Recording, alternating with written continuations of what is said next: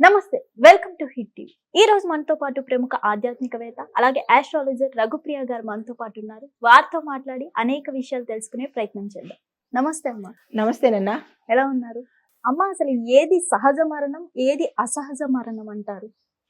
సహజ మరణము అంటే ఆయువు తీరిన తర్వాత భగవద్ ఐక్యం చెందడం అనేది సహజ మరణము.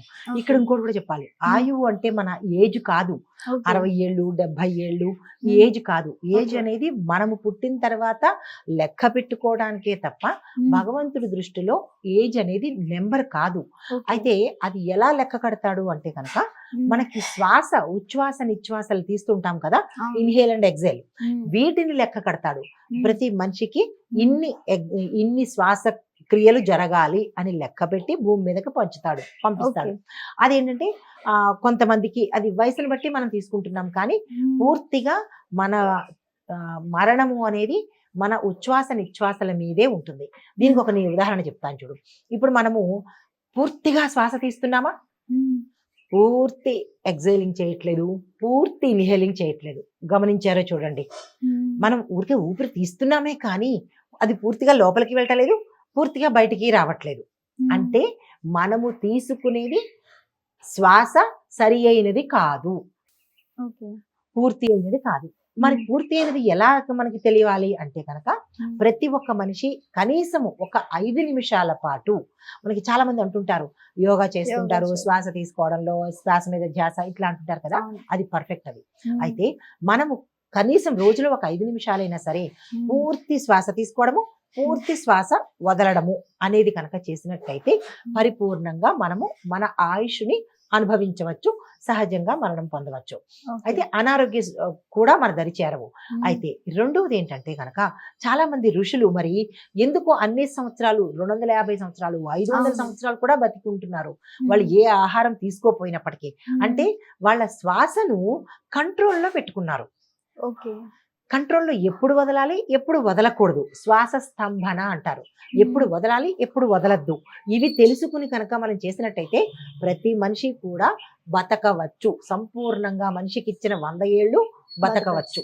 కానీ మనం అది పూర్తిగా చేయట్లేదు కాబట్టి సహజ మరణం ఒక 70 ఏళ్ళకి 60 ఏళ్ళకి ఇంచుమించుగా వాళ్ళ ఇదిని బట్టి మనము ఇదవుతున్నాం, మరణం పాలవుతున్నాం.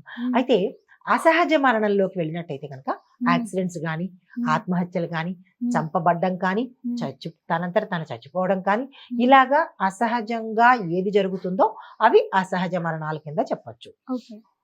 ఈ అసహజ మరణంలో చనిపోవడాలు, సూసైడ్లు ఇవన్నీ అన్నారు కదా, యాక్చువల్లీ అలా చనిపోయిన వాళ్ళు ఆత్మలు అవుతారు, ఇక్కడ చనిపోయిన వెంటనే అక్కడ వేరే వాళ్ళు పుడతారు అంటారు. వీళ్ళు ఆత్మలు అవుతారంటారా? అసలు ఆత్మలు అయితే ఏ ఆత్మ మంచిది, ఏ ఆత్మ మంచిది కాదంటారు?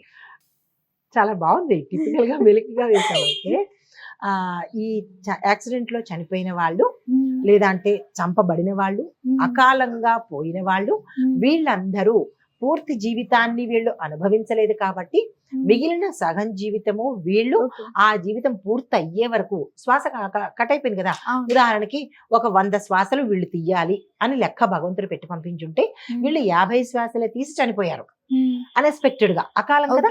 అయితే మిగిలిన 50 ఎవరు తీయాలి కదా, అది వీళ్ళ దాంట్లో బ్యాలెన్స్ ఉండిపోయింది కదా. అయితే ఈ 50 అంటే ఉదాహరణ చెప్పాను, 50 అని కాదు, ఈ మిగిలిన లైఫ్ ని అనుభవించకుండా వీళ్ళు మధ్యలో చనిపోయారు కాబట్టి వీళ్ళు ఏమవుతారంటే ఆ ఎంతకాలం అయితే ఉన్నదో అంతకాలము వీళ్ళు ఆత్మలై తిరుగుతారు. తప్పదు, మన శరీరం అంటేనే ఆత్మ, శరీరం వేరు ఆత్మ వేరు.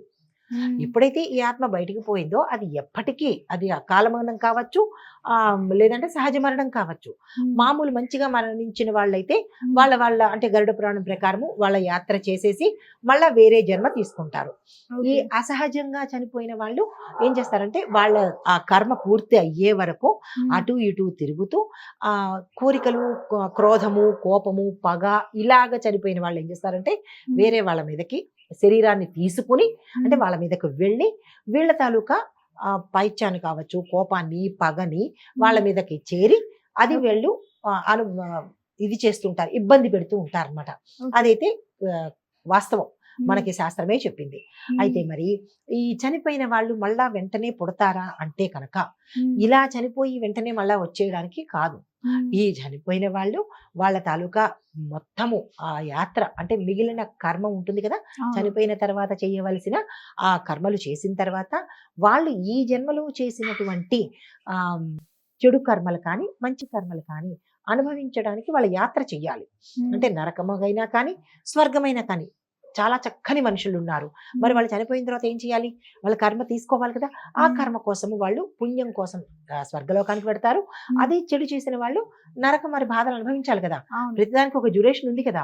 ఇప్పుడు మనం ఇంటి దగ్గర నుంచి బయలుదేరుతాము, ఆఫీస్కి వెళ్తాము. ఆఫీస్లో ఒక 8 గంటలో 12 గంటలో పని చేస్తాం కదా. ఇంటి దగ్గర నుంచి వెళ్ళి ఆ పని గంటలు అయిపోగానే మళ్ళీ మనం తిరిగి ఇంటికి వచ్చేస్తాం కదా. అలాగే ఈ ఆత్మ తన పని అవ్వంగానే తిరిగి మళ్ళా జన్మ తీసుకుంటుంది. అది ఏ జన్మ తీసుకుంటుంది అనడానికి వాళ్ళు చేసిన మంచి పనులైతే ఉత్తమ జన్మ తీసుకుంటుంది. వాళ్ళు చేసిన కర్మ ఇంకా ఉండిపోయింది, బ్యాలెన్స్ ఉంది అని అనుకున్నప్పుడు వాళ్ళు ఏం చేస్తారంటే చెడ్డ తాలూకా జన్మలు తీసుకుంటారు. మరీ పాపాలు చేసిన వాళ్ళు, అంటే బతుకుండంగా హింస పెట్టిన వాళ్ళు, తర్వాత కాళ్ళు చేతులు తీయడము, బ్యాక్ స్టాపింగ్ పొడవడము, ఇలాంటి అకృత్యాలు చేసిన వాళ్ళు తిరిగి మళ్ళా అట్లాగే ఇప్పుడు అంగవికలులు కానీ లేదా వేరే వాళ్ళు ఉంటారు కదా, మంచిగా పుట్టే వాళ్ళు కాకుండా వేరేగా పుడుతూ ఉంటారు కదా, వికలాంగుల్లాగా వాళ్ళు గత జన్మలో ఏ వైకల్యంతో అయితే ఇప్పుడు బాధపడుతున్నారో వాళ్ళు వేరే వాళ్లకు ఈ వైకల్యాన్ని కలిగించారు.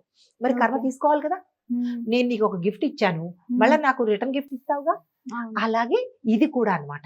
ఏ అవయవంతో వాళ్ళు లోపంతో బాధపడుతున్నారో గత జన్మలో వాళ్ళకి ఆ అవయవాన్ని వీళ్ళు తీసేశారు కాబట్టి అది వీళ్ళు ఈ జన్మలో సంపూర్ణంగా తీసుకోవాలన్నమాట. ఏదైనా మనకి కర్మ రివర్స్ అన్నమాట, ఎక్కడికి వెళ్ళదు. తర్వాత ఈ చనిపోయిన వాళ్ళు మా ఇంట్లోనే పుట్టారు అనడానికి ఎక్కడా దాఖలాలు లేదు. ఇక్కడే పుట్టాలి అని రూల్ లేదు. వాళ్ళు ఏ జన్మైనా తీసుకోవచ్చు. మళ్ళీ మనిషి నుంచి మనిషి రావడానికి లేదుగా. వాళ్ళు ఆవుగానో లేదా జంతువుగానో క్రిమికీటకాలుగానో పుట్టేందుకు అవకాశాలు ఉంటాయి. డైరెక్ట్ గా పుట్టేదానికి అవకాశాలు లేదు. ఎప్పుడు ఎవరు డైరెక్ట్ గా పుడతారు అంటే కనుక ఉత్తమ అంటే కర్మలు చేసిన వాళ్ళు, పుణ్యలోకానికి వెళ్ళిన వాళ్ళు తిరిగి మళ్ళా మానవ జన్మ ఎత్తే అవకాశం ఉంటుంది. అంతే తప్ప ఇలా వెళ్ళిపోయి చనిపోయి మళ్ళీ మన ఇంట్లోకి వచ్చేసేది అవకాశం లేదు. కాకపోతే ఆ పోలికలతో ఉన్నారు అంటారు. చాలా మంది అంటారు మా తాతయ్య పుట్టాడు లేదా మా పెదనాన్న పుట్టాడు అంటారు. కానీ అలాంటిది ఎక్కడా లేదు. మనం అనుకోవడమే తప్ప అలాంటి దాఖలాలు అయితే ఎక్కడా లేదు. అది మన ఊహ అంతే. ఇందులో చెడు ఆత్మలు ఎలా ఉంటాయమ్మా? చెడు ఆత్మలు అనేవి మనకి అంటే ఆత్మల్లో చెడు మంచి రెండు ఉంటాయి. కొన్ని మనకి ఫేవర్ చేసే ఉంటాయి, కొన్ని అయితే చెడు ఫలితాలు ఇచ్చే ఉంటాయి. అవి ఎలా చేస్తాయంటే కసితో కానీ కోపంతో కానీ ఇందాక మనం అనుకున్నట్టు ఆ చనిపోయిన ఆత్మలు వేరే శరీరం కోసం వెతుకుతుంటాయి. తర్వాత అవి ఎక్కడ ఎలా ఉంటాయి అంటే కనుక మనుషులైతే కనుక నిత్య కర్మలు చేయని వాళ్ళు, దైవభక్తి లేని వాళ్ళు, అశుభ్రంగా ఉన్న మనుషులు, అశుభ్రమైన స్థలాలలో సంచారం చేస్తున్న వాళ్ళు, రాత్రిపూట సంచారం చేస్తున్న వాళ్ళు, అంటే ఏది ఆడ్గా ఉంటుందో అలాంటివి ఏదైతే సరైనది కాదో ఆ కాని వాళ్ళ మీద వీళ్ళు వచ్చేందుకు అవకాశాలు ఉంటాయి. దైవభక్తి లేకుండాను ఎప్పుడు నల్ల బట్టలు వేసుకుంటూ, అంటే ఈ అయ్యప్ప సంగతి గురించి చెప్పట్లేదు, మళ్ళీ అలా అనుకుంటారు మన ప్రేక్షకులు. కాదు, అంటే ఎప్పుడు ఎలా అంటే అశుభ్రంగాను, అశుభ్రమైన ప్రదేశాల్లో తిరగడము, ఏదైతే అసహజంగా ఉంటుందో అక్కడ సంచరిస్తూ ఉండడము, నిషిద్ధమైన ప్రదేశాల్లో తిరుగుతూ ఉండడము, అలాంటి చోట ఈ ఆత్మలు ఉంటాయి. వీళ్ళలోకి ప్రవేశించడానికి అవకాశం ఉంటుంది. అయితే ఇంకా ఇళ్ల దగ్గరికి వచ్చేటప్పటికి ఏ ఇల్లు అయితే అశుభ్రంగా ఉంటుందో, దైవారాధన ఉండదో, దీపారాధన ఉండదో, దేవుడు నామస్మరణ ఉండదో, అశౌచ్యంగా ఉంటుందో ఆ ఇళ్లను ఇవి ఆశ్రయిస్తాయి. చాలా మంది కొంతమంది ఇళ్లలో మాకు ఎప్పుడూ సరిగా జరగట్లేదండి, ఏదో శబ్దాలు వినపడుతున్నాయి అంటే దాని అర్థం ఏంటంటే వీళ్ళ ఇల్లు ఆవాసయోగ్యంగా లేదు, నివాసయోగ్యంగా లేదు. గతంలో అక్కడ ఏదైనా జరిగి ఉండాలి, లేదు అంటే కనుక వీళ్ళ ఇల్లు ఉన్న ప్రదేశంలో అశుభ్రత అయినా ఉండి ఉండాలి. ఇలాంటి చోటే అవి ఎక్కువగా రావడానికి కానీ స్థానం ఏర్పరచుకోవడానికి కానీ అవకాశాలు ఉంటాయి. ధన్యవాదాలమ్మా, చాలా చక్కగా వివరించారు.